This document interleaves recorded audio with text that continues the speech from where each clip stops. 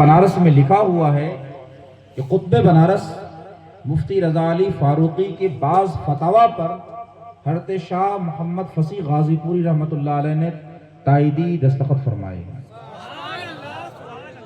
اور قطب بنارس کے فتاوی پر ان کا دستخط کرنا یہ کوئی معمولی بات نہیں ہے، کیونکہ قطب بنارس کا علمی مقام بہت بلند ہے۔ ایسے بزرگ تھے کہ وہ ایک دن کے اندر انہوں نے شاہ عبدالحلیم سیوانی کو پورا اولا سے پڑھا کے فضیلت تک بخاری شریف تک مکمل پڑھا دیا ایک دن کے اندر۔ ایک صفحہ شروع سے پڑھاتے تھے اور ایک صفحہ آخری کتاب سے کہتے سارا علم میں نے دے دیا، علم سینہ بسینہ منتقل کر دیا۔ ایسے بزرگ کے کسی فتوے پر صاحب عرس اپنا دستخط فرمائیں تو اس سے ان کے علمی مقام کا آپ اندازہ لگا سکتے ہیں۔ اور جس سلسلے سے یہ وابستہ ہیں اس سلسلے کا کیا کہنا، سلسلہ عالیہ، نقش بندیہ، مجددیہ، جو کسی وقت میں سلسلہ مجددیہ کے نام سے جانا گیا، اس سے اوپر جائیے تو سلسلہ نقش بندیہ، اس سے اوپر جائیے تو سلسلہ خواجگان، اس سے اوپر جائیے تو بایزید بستامیہ، اس سے آگے جائیے تو صدیقیہ، اس کو نسبت صدیقی حاصل ہے۔ اور آپ کو معلوم ہوگا ہندوستان کی سرزمین پر بہت سارے سلاسل آئے، سلاسل تصوف، جتنے بھی سلاسل تصوف پوری دنیا میں پائے جاتے ہیں، تقریباً ہر سلسلے کا فیض ہندوستان کی سرزمین کو پہنچا۔ 14 خانوادے ہوں یا 4 سلاسل ہوں، سب کا فیض ہندوستان میں اپنے اپنے وقت پر پہنچا۔ ان میں ایک عظیم سلسلہ چشتیہ ہے کہ نہیں؟ بنگال تو تقریباً چشتی ہی ہے اور پورا ہندوستان خواجہ غریب نواز کے چھتر چھائے میں ہے، آپ جانتے ہیں۔ ہندوستان میں سلسلہ چشتیہ میزبان کی حیثیت رکھتا ہے، باقی سلسلے مہمان کی حیثیت رکھتے ہیں۔ حقیقت کی سچائی یہ ہے، تمام سلسلوں کو یہاں پھلنے پھولنے کا موقع ملا اور سلسلہ چشتیہ نے میزبانی کی۔ لیکن یہاں ایک بات اور عرض کرنا چاہتا ہوں، اللہ تبارک و تعالی نے اشاعت اسلام کی فروغ کا کام سب لوگوں نے اس دین کو سچا پا کر اسے قبول کیا، تو خواجگان چشت نے ہندوستان میں اسلام کو پھیلایا، بڑے پیمانے پر اشاعت ہوئی، لوگ جوق در جوق دائرہ اسلام میں داخل ہوئے۔ لیکن جب اکبر کا زمانہ آیا، تقریباً 400 سال کے بعد، اکبر کے عہد میں ایسی تاریخ پلٹی کہ اسے اسلام کی جڑوں کو اکھاڑا جانے لگا، دین الہی کا فتنہ کھڑا ہوا۔ اکبر انتہائی جابر بادشاہ تھا، صاحب جبروت بھی تھا، اور اس کی سیکولرزم کی پالیسی سے اسلام کا بڑا نقصان ہوا۔ آپ یہ سمجھیے کہ ایک طرف سورج کی پرستش بھی کرتا تھا اور ایک دوسری طرف مسلمان ہونے کا بھی دعویٰ کرتا تھا۔ ایسے حالات تھے، تمام مساجد پہ پابندیاں لگا دی گئیں، اذان پہ پابندی لگا دی گئی، ممبر و محراب پہ پابندی لگائی گئی، عربی کتابوں کے شابرے پہ پابندی لگائی گئی، یعنی اسلام کا چہرہ مسخ کر دیا اور ایک دین رائج کیا جس کا نام تھا دین الہی۔ دین الہی کے نام سے ایک دین اس نے لانچ کیا کہ سارے لوگ اسے قبول کر لیں، جو تمام مذاہب کا مجموعہ، اس میں ہندوازم، بدھزم، جینزم، سکھزم اور اس کے بعد اسلام، سب کو ملا کے ایک دین بنایا اور چاہ کے لوگ قبول کر لیں۔ اس وقت جس شخصیت نے اس دین الہی کے فتنے کا سر کچلا، قلقمہ کیا، اس کا نام امام ربانی، مجدد الفسانی، شیخ احمد فاروقی سرہندی ہے۔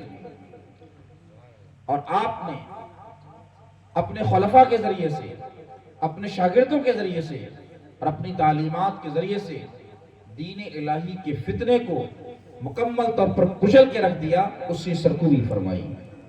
ہم بلا مبالغہ یہ کہہ سکتے ہیں کہ ہند میں اشاعت اسلام کا کام سلسلہ چشتیہ سے لیا گیا اور حفاظت اسلام کا کلام سلسلہ نقشبندیہ سے لیا گیا۔ حفاظت اسلام کا کام، اسلام کی حفاظت کی جب ضرورت پیش آئی، اللہ تعالیٰ نے وہ کام امام ربانی سے لیا۔ کون امام ربانی؟ جن کے بارے میں ڈاکٹر اقبال لاہوری لکھتے ہیں، گردن نہ جھکی جس کی جہانگیر کے آگے، وہ ہند میں سرمایہ ملت کا نگہباں، اللہ نے بر وقت کیا جس کو خبردار، گردن نہ جھکی جس کی جہانگیر کے آگے، جس کے نفس گرم سے ہے گرمی حرار۔ پہنچا جو در شیخ مجدد کی لحد پر، وہ خواب جو ہے زیر فلک مطلع انوار۔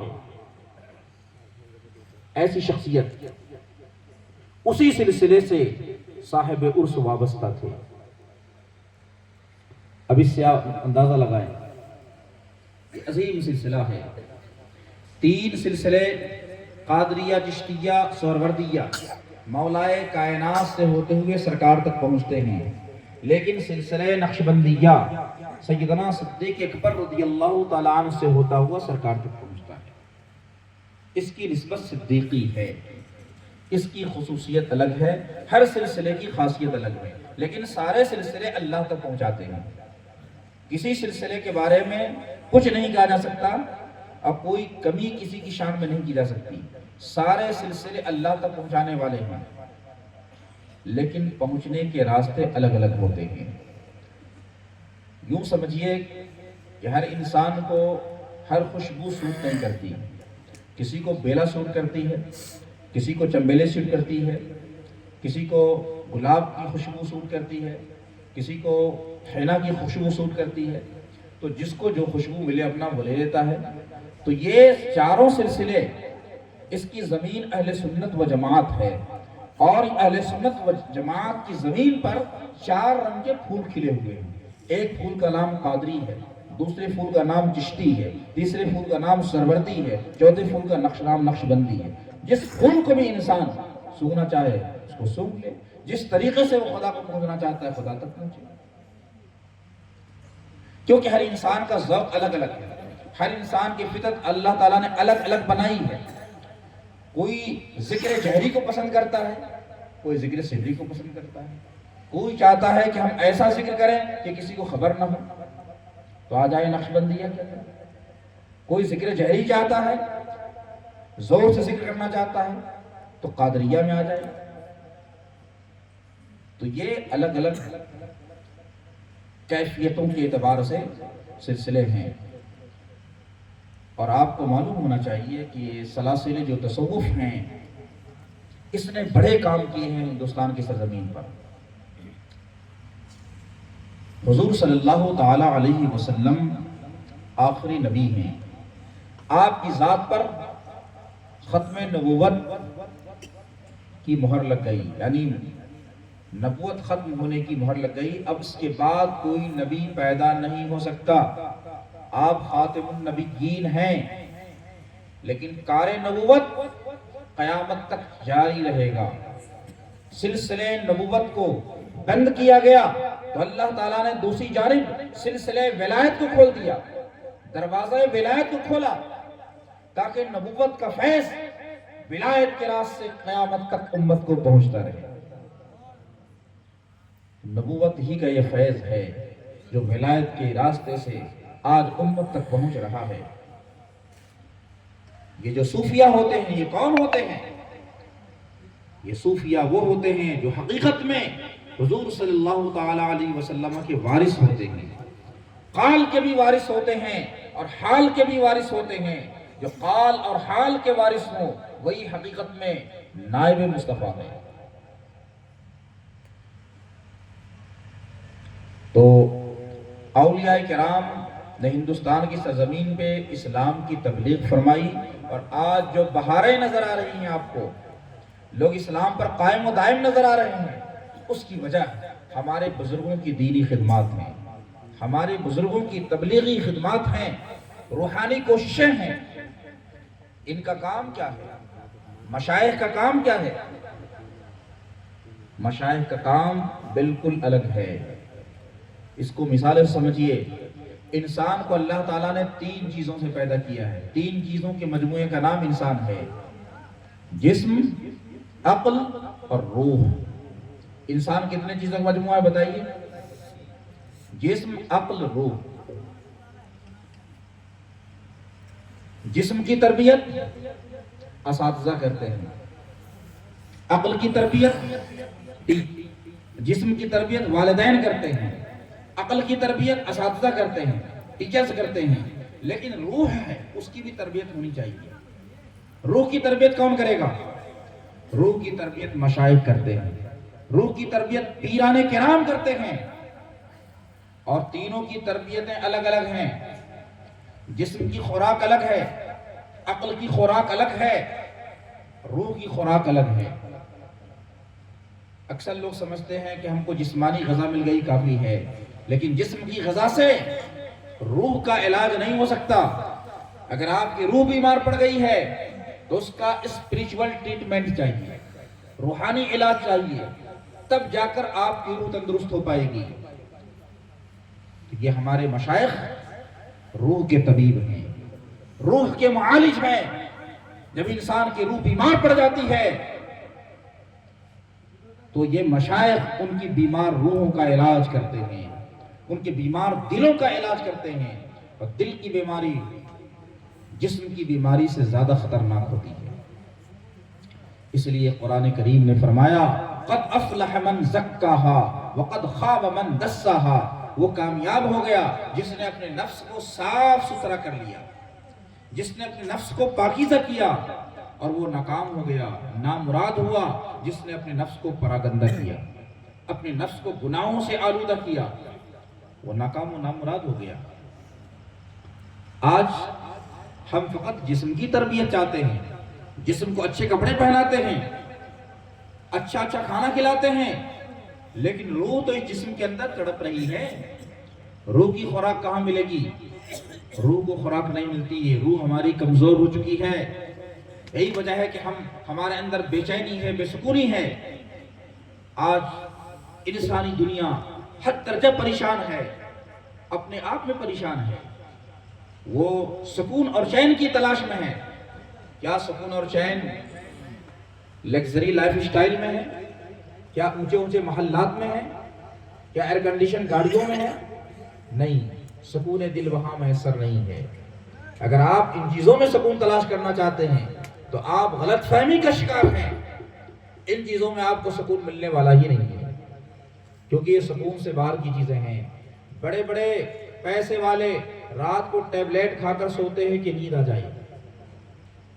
اگر پیسے کی بنیاد پر انسان کو سکون مل جاتا تو دوا لینے کی ضرورت نہیں پیش آتی۔ سکون کا فارمولہ قرآن نے بیان کیا ہے، الا بذکر اللہ تطمئن القلوب، سنو اللہ کے ذکر سے ہی دل کو اطمینان مل سکتا ہے۔ اللہ کے ذکر کے بغیر دل کو اطمینان ملنے والا ہی نہیں ہے۔ تو روح کا سکون دل کے ذکر میں ہے۔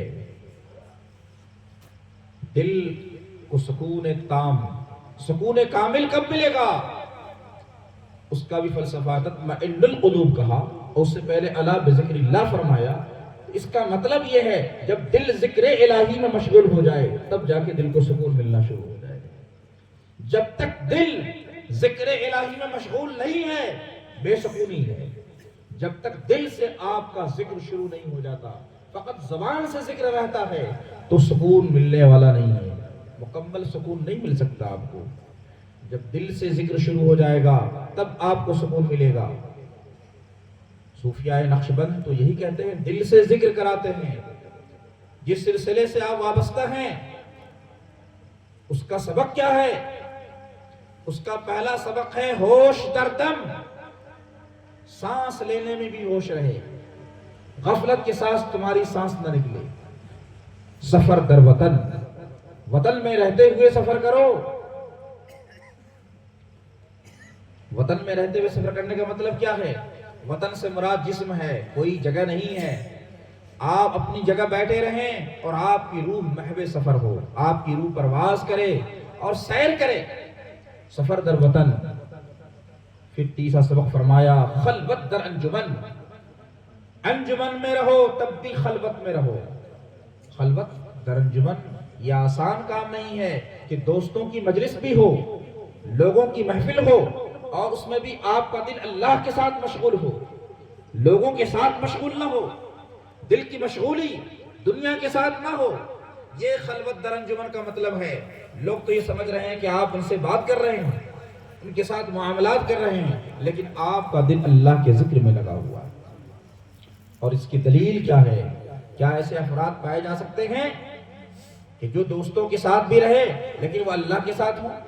تو قرآن کہتا ہے رجال لا تلہیہم تجارت ولا بیع عن ذکر اللہ، اللہ کے کچھ بندے ایسے بھی ہیں جنہیں خرید و فروخت بزنس اللہ کے ذکر سے غافل نہیں کرتی۔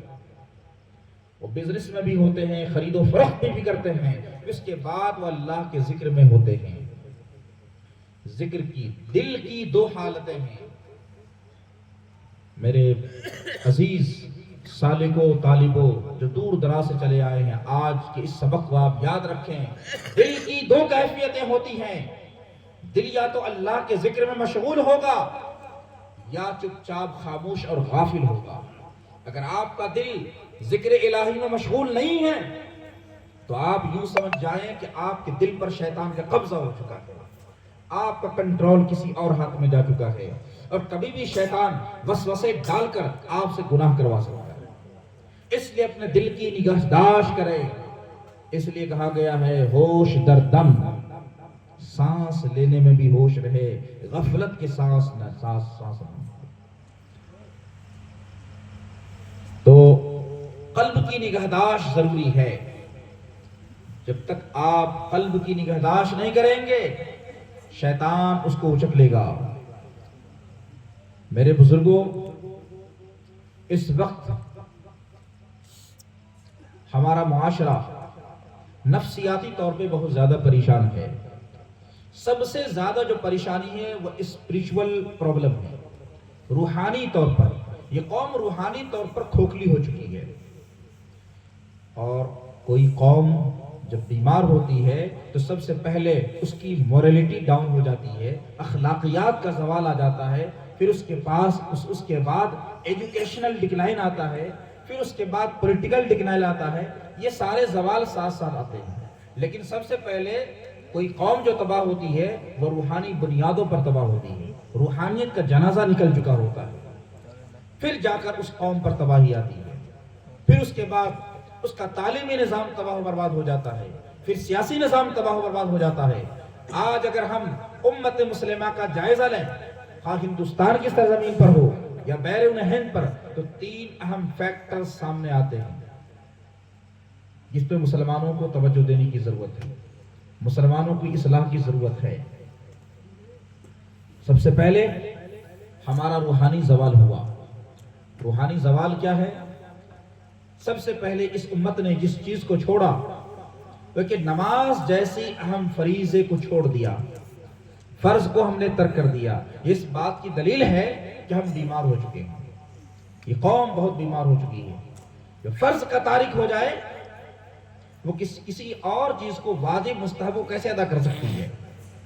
تو سب سے پہلے تو ہم نے فرائض کو ترک کر دیا، نمازوں کو ختم کر دیا، جبکہ نماز کے ذریعے سے ہمیں انسپریشن ملتا تھا، روحانی طاقت ملتی تھی۔ نماز کے ذریعے سے جو طاقت کے حصول کا ذریعہ تھا اس کو ہم نے ختم کر دیا، کیونکہ روح کو غذا کہاں سے ملے گی؟ روح کو غذا کھانے سے نہیں مل سکتی ہے۔ روح کی غذا ذکر الہی ہے، روح کی غذا نماز ہے، روح کی غذا تلاوت قرآن ہے۔ ہم نے ان سب کو ختم کر دیا، تو اسپریچولی طور پر یہ قوم کمزور ہو گئی، ختم ہو گئی۔ پھر اس قوم کو اب زندہ کرنے کے لیے پھر اسی روحانی نظام کو دوڑانا پڑے گا، تب جا کر یہ قوم زندہ ہوگی۔ اس کے بعد ہمارے اوپر ایک تعلیمی زوال بھی آیا۔ علم کے میدان میں ہم کوتاہ ہو گئے، علم کے میدان میں ہمارے جذبات سر پڑ گئے، علم کے میدان میں ہماری کوششیں کمتر ہو گئی۔ قرآن مجید کے ساتھ ہم نے جو سلوک کیا وہ کیا تھا؟ کتنا خطرناک سلوک ہم نے قرآن پاک کے ساتھ کیا۔ قرآن مجید کو ہم اس لیے کھولتے ہیں تاکہ اس سے مردوں کو ایصال ثواب کریں۔ قرآن مجید کو ہم نے مردوں کے ایصال ثواب کی کتاب بنا دیا۔ یا اسے ثواب حاصل کرنے کی کتاب بنا دیا، جھاڑ پھونک گنڈے تعویذ کی کتاب بنا دیا قرآن مجید کو، جب کہ قرون اولیٰ کے مسلمانوں نے، قرون وسطیٰ کے مسلمانوں نے اسی قرآن کو پڑھ کر کائنات کو مسخر کیا تھا، انفس و آفات کو مسخر کیا تھا، اسی قرآن کو پڑھ کر نئی نئی چیزیں نکالی تھی، ریسرچ اور تحقیق کے راستے پر قدم رکھا تھا۔ اسی قرآن نے صحرائے عرب کے اندر انقلاب برپا کر دیا، ریگزار عرب پر ایک انقلاب آیا، قرآنی انقلاب۔ قرآن نے عقل کو، فکر کو، شعور کو جوڑا، ہمارے انٹلیکٹ کو مخاطب کیا اور کہا یہ کائنات تمہارے لیے مسخر کر دی گئی ہے، وَسَخَّرَ لَكُم مَا فِي السَّمَاوَاتِ وَمَا فِي الْأَرْضِ، زمین و آسمان کی تمام چیزیں تمہارے لیے مسخر ہیں، تمہارے تابع ہیں۔ تو قرآن کے ساتھ ہم نے جو سلوک کیا وہ انتہائی خطرناک۔ سب سے پہلے ہم پلٹیں گے قرآن کی طرف، ہم قرآن کو سمجھ کے پڑھیں۔ قرآن ایک انقلابی کتاب ہے، تعلیمی زوال ہمارا اسی وقت شروع ہو گیا۔ مسلمانوں کی ماضی پڑھیے، مسلمانوں کا ماضی اتنا روشن ہے، اتنا درخشندہ ہے کہ کسی قوم کا مستقبل بھی اتنا تابناک نہیں ہو سکتا جتنا مسلمانوں کا ماضی ہے۔ مسلمانوں نے اس دور میں، جبکہ یورپ تاریکیوں کے دور سے گزر رہا تھا، جس کو ڈارک ایجز کہا جاتا ہے، یورپ میں ہر جگہ تاریکی تھی، راستے کیچڑ سے آلودہ ہوا کرتے تھے یورپ کے، ایک مہینے تک لوگ نہاتے نہیں تھے، حمام خانے کا تصور نہیں تھا۔ یورپ میں کوئی سائنٹسٹ پیدا ہوتا تھا، اس کے کان میں سیسا پگھلا کر ڈال دیا جاتا تھا، گیلیلیو جیسے سائنٹسٹ کو مار دیا گیا، علم کی کوئی قدر نہ تھی۔ ایسے وقت میں مسلمان ایک عظیم شاندار تہذیب وجود میں لا چکے تھے۔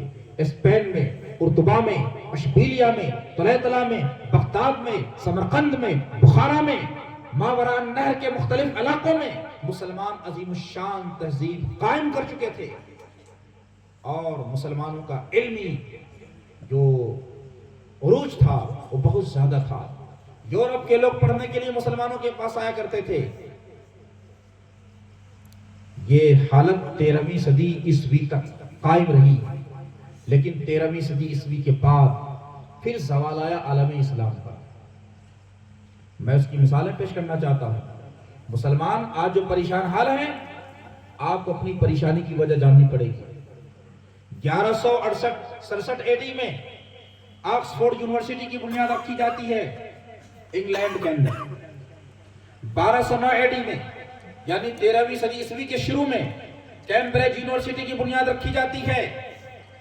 ٹھیک اسی کے قریب 1193 AD کے اندر دلی کے اندر قطب مینار کی تعمیر جاری ہوتی ہے۔ 1636 عیسوی میں امریکہ کی سرزمین پر ہارورڈ یونیورسٹی کی بنیاد رکھی جاتی ہے، اور ٹھیک اسی زمانے میں 1630 AD میں آگرہ کی سرزمین پر تاج محل کی بنیاد رکھی جاتی ہے، جس کی تعمیر میں 22 سال صرف ہو گئے۔ ایک طرف علم کے مراکز تعمیر ہو رہے ہیں، ایک طرف دانشکدے تعمیر ہو رہے ہیں، دوسری طرف ہم مقبرے تعمیر کر رہے ہیں، دوسری طرف ہم بڑے بڑے مینارے تعمیر کر رہے ہیں، ایک طرف مغربی دنیا یونیورسٹیاں قائم کر رہی ہے، ہم بھول بھلیاں بنا رہے تھے، ہم ہمایوں کا مقبرہ بنا رہے تھے، فلاں مقبرہ بنا رہے تھے۔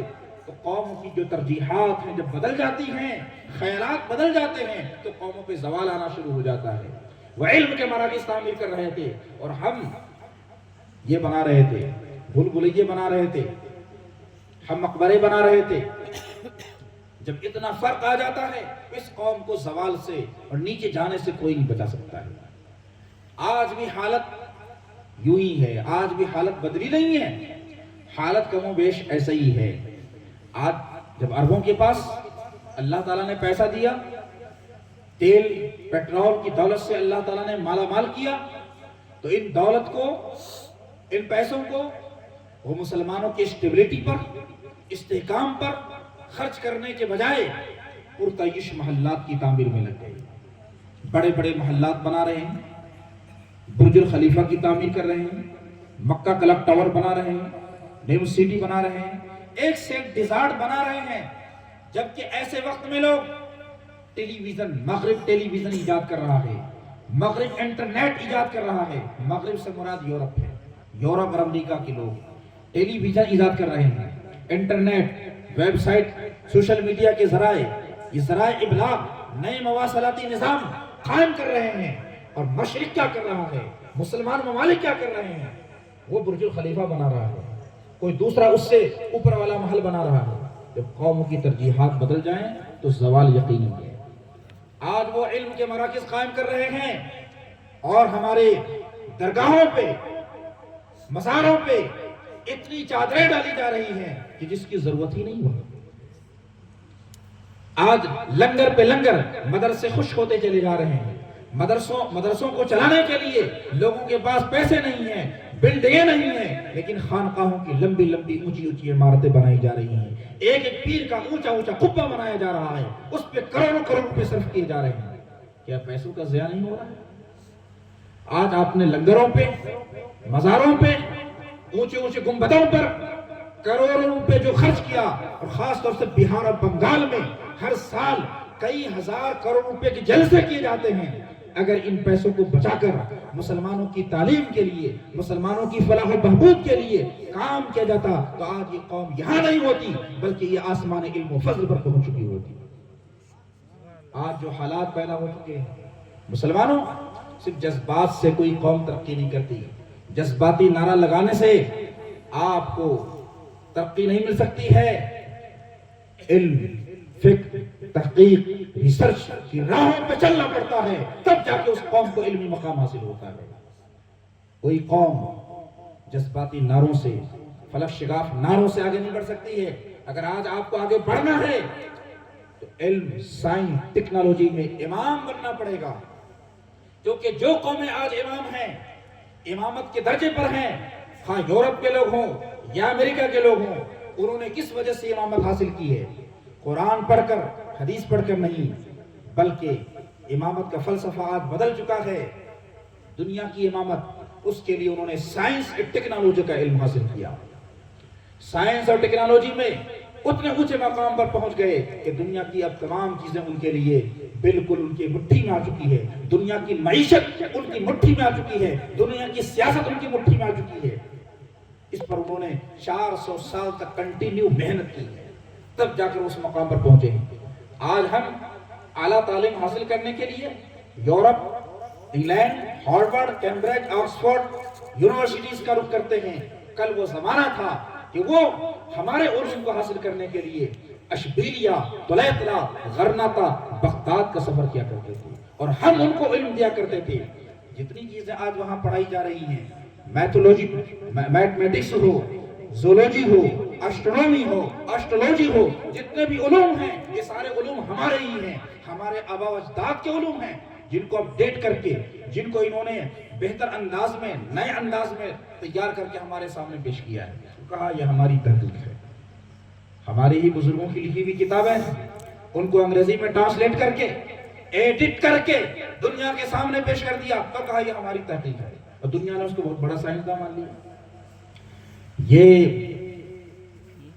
ابن سینا ہے۔ ابن سینا اتنا بڑا نام ہے مسلم دنیا کا، جس نے القانون فی الطب لکھی، 14 جلدوں میں القانون فی الطب ہے، اور اس کی یہ کتاب 16ویں صدی عیسوی تک میڈیکل سائنس کے طور پر یونیورسٹی میں مغرب میں پڑھائی جاتی رہی، یورپ میں پڑھائی جاتی رہی، حال حاصل والمحصول 20 جلدوں میں لکھی۔ ایسے ایسے سائنسداں ہم نے دیے، گھڑی بنا کر مسلمانوں نے دی، اینک کا شیشہ سب سے پہلے مسلمانوں نے بنایا، خون کی دریافت، دوران خون کی دریافت ابن نفیس نے سب سے پہلے کی، عباس ابن فرناس نے سب سے پہلے ہوائی جہاز بنا کر دنیا کے سامنے 1000 سال پہلے اڑا کے دکھایا۔ یہ ساری دریافتیں ہماری ہیں، لیکن مسلمان آج اپنے وراثت سے آپ نابلد ہو، آپ کو جذباتی بنایا گیا ہے، آپ جلسوں میں آتے ہو تقریر سننے کے لیے، اور آپ کو نعرہ لگوایا جاتا ہے۔ نعرہ لگانے سے ہی کوئی قوم زندہ ہو جاتی تو آج سب سے زیادہ جہالت مسلمانوں میں نہیں ہوتی۔ ٹھیک ہے، نعرہ لگا سکتے ہیں، نعرہ لگائیے، لیکن کھوکھلے نعرے سے کیا ہو سکتا ہے؟ اس نعرے کے پیچھے شعور موجود ہونا چاہیے، اس نعرے کے پیچھے احساس موجود ہونا چاہیے، تب جا کے وہ نعرہ کام کرتا ہے، تب وہ ایک انقلاب میں تبدیل ہوتا ہے۔ آج ایک کوئی خطیب کھڑا ہوتا ہے، کہتا ہے فلک شغاف نعرہ لگاؤ، ایسا نعرہ کہ آسمان میں سوراخ ہو جائے۔ میں آپ سے پوچھنا چاہتا ہوں، پہلے تو اس قوم کو قوم بنایا جائے۔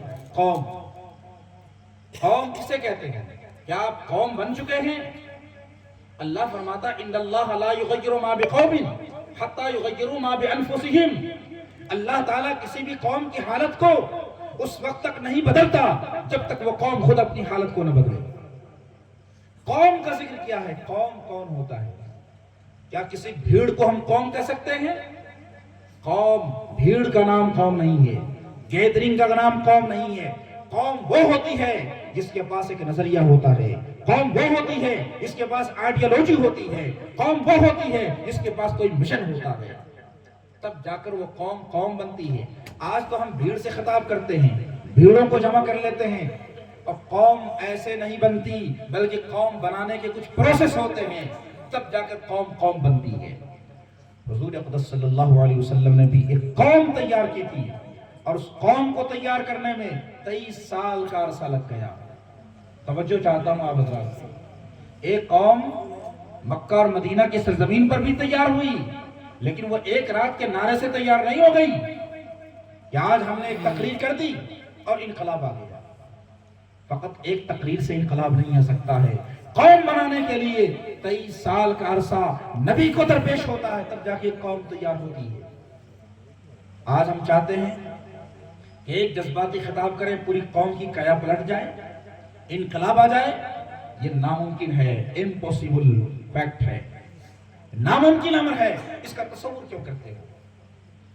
قوم بننے کے لیے سنجیدہ شعور کی ضرورت پیش آتی ہے، منصوبہ بندی کرنی پڑتی ہے، تعلیمی ادارے قائم کرنے پڑتے ہیں، اس قوم کی تعلیمی، سماجی اور معاشی تربیت کرنی پڑتی ہے، تب جا کے وہ قوم قوم بنتی ہے، سیاسی تربیت کرنی پڑتی ہے، تب جا کر وہ قوم قوم بنتی ہے۔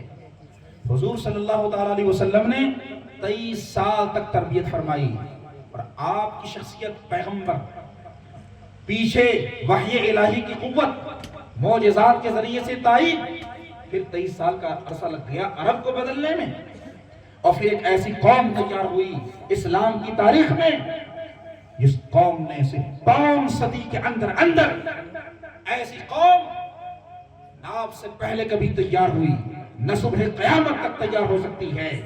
پیغمبر انقلاب نے جو قوم تیار کی، 5 صدی کے اندر دنیا کے 3 بر اعظموں پر اسلام کی پرچم کو نصب کر دیا۔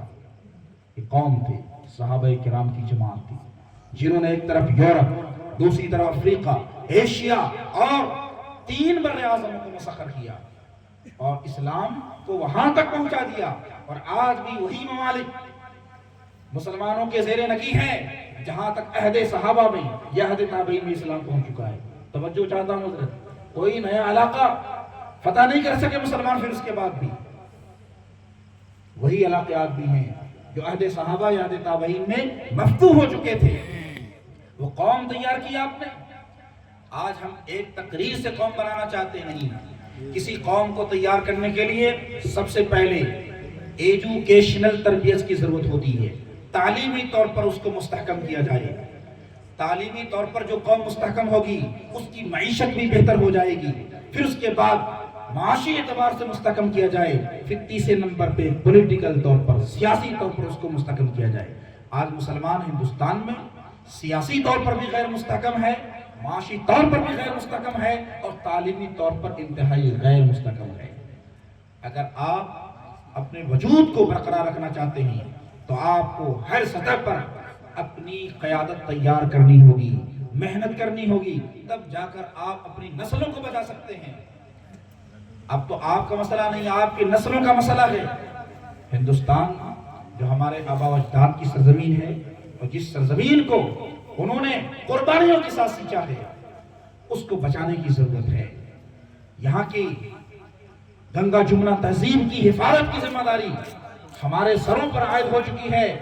اگر مسلمان ذرا بھی غفلت سے کام لے گا تو اس کے حالات خراب ہو سکتے ہیں۔ اس وقت وقف کے مسائل درپیش ہیں مسلمانوں کو۔ وقف کی زمینیں اگر رجسٹرڈ نہیں ہوئی، لوگوں نے ان کی رجسٹری اور اس میں اندراج نہیں کرایا تو وہ زمینیں ان کے ہاتھ سے جا سکتی ہیں جن کو ہمارے آبا و اجداد نے سنبھال کے رکھا تھا۔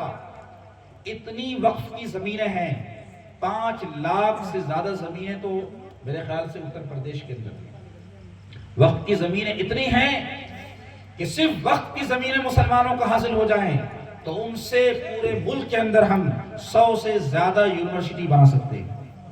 100 سے زیادہ یونیورسٹیز، کسی کے دروازے پہ جانے کی ضرورت نہیں ہے۔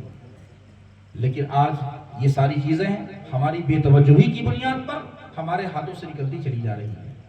مسلمان بس ایک جذباتی قوم بن چکا ہے، ان کو اگر کام کی باتیں بتائی جائیں تو سمجھ میں نہیں آتی ہے، قصے کہانیاں سنا کے ان کو خوش کر دیا جائے تو سمجھ میں آتی ہے۔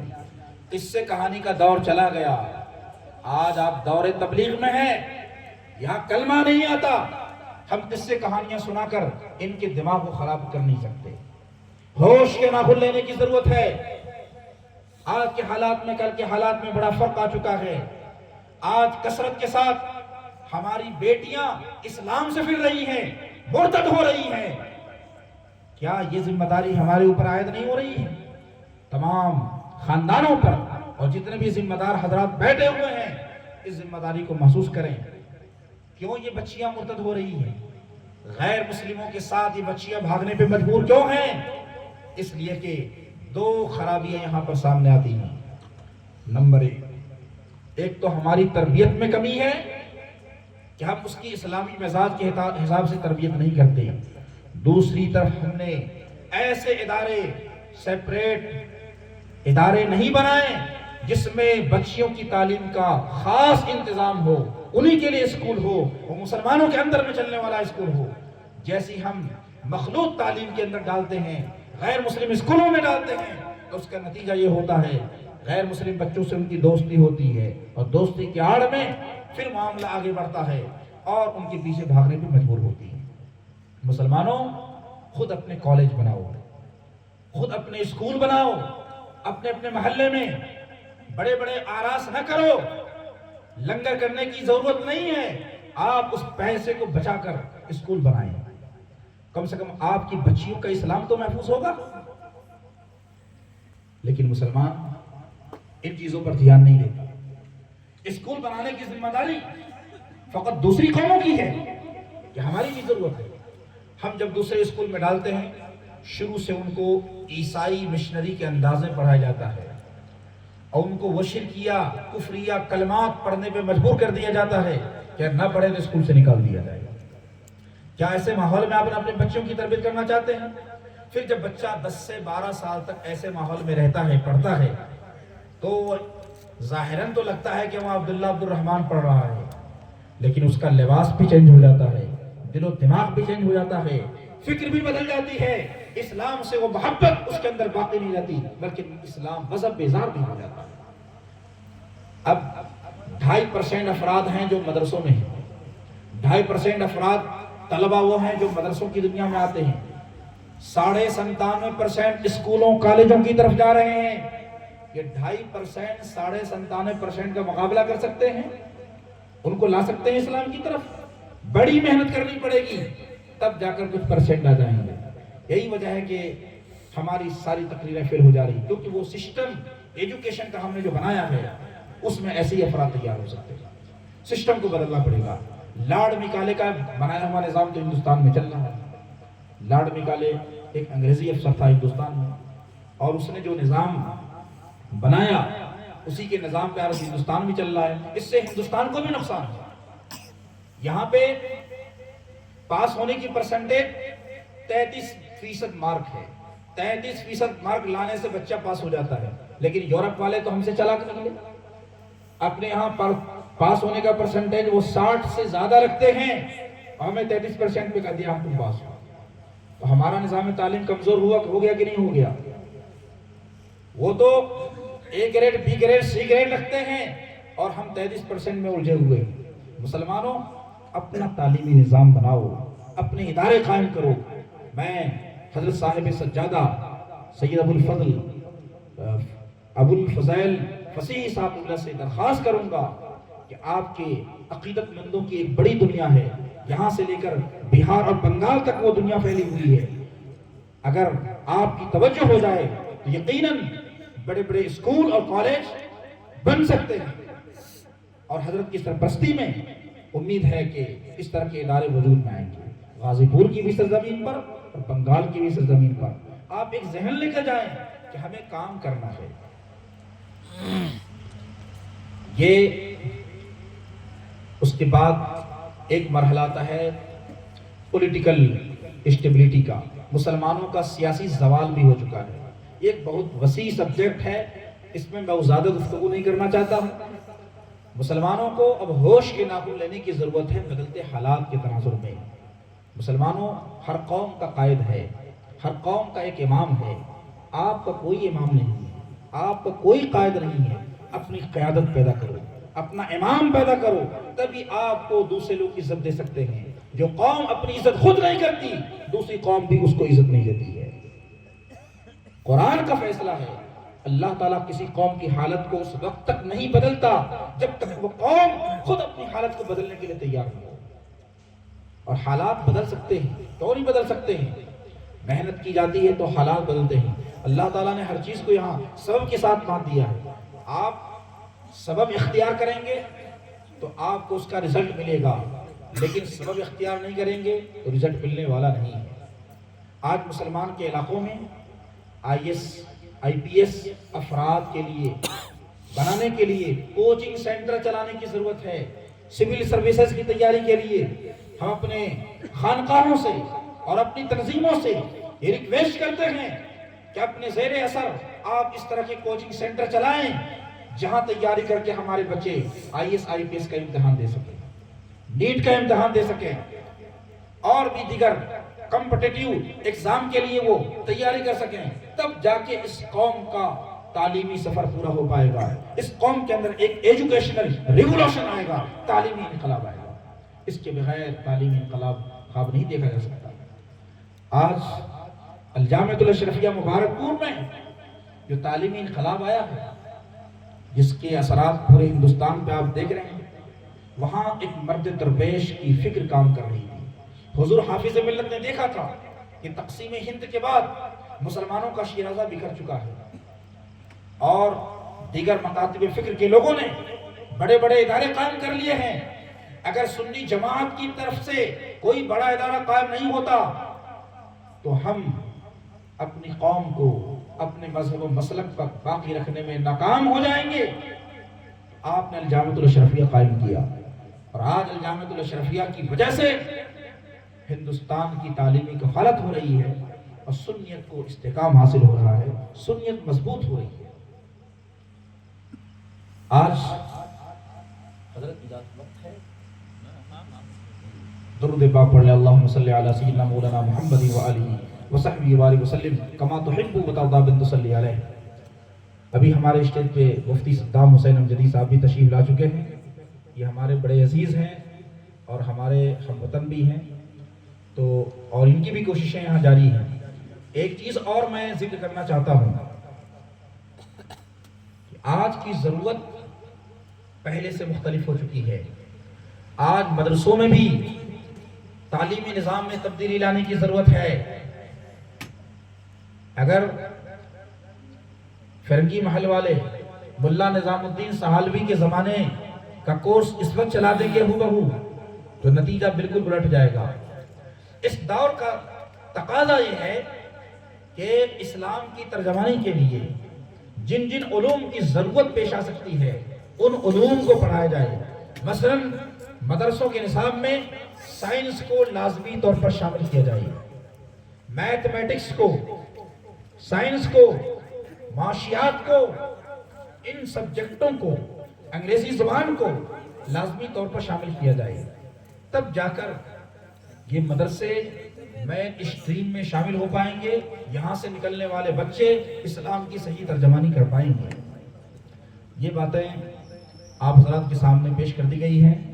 امید ہے کہ آپ حضرات توجہ فرمائیں گے. وقت زیادہ ہو چکا ہے اور شرینی بھی حاضر ہے. انہی کلمات کے ساتھ میں اپنی گفتگو ختم کرتا ہوں. اللہ تبارک و تعالی ہمارے ان باتوں کو قبول فرمائے اور ہمیں عمل کرنے کی توفیق عطا فرمائے، اس خانوادہ فصیحیہ مجددیہ نقشبندیہ کو ہمیشہ آباد رکھے اور یہاں سے علماء کی جماعت پیدا ہو۔ وآخر دعوانا الحمدللہ رب العالمین، استغفر اللہ ربی من کل ذنب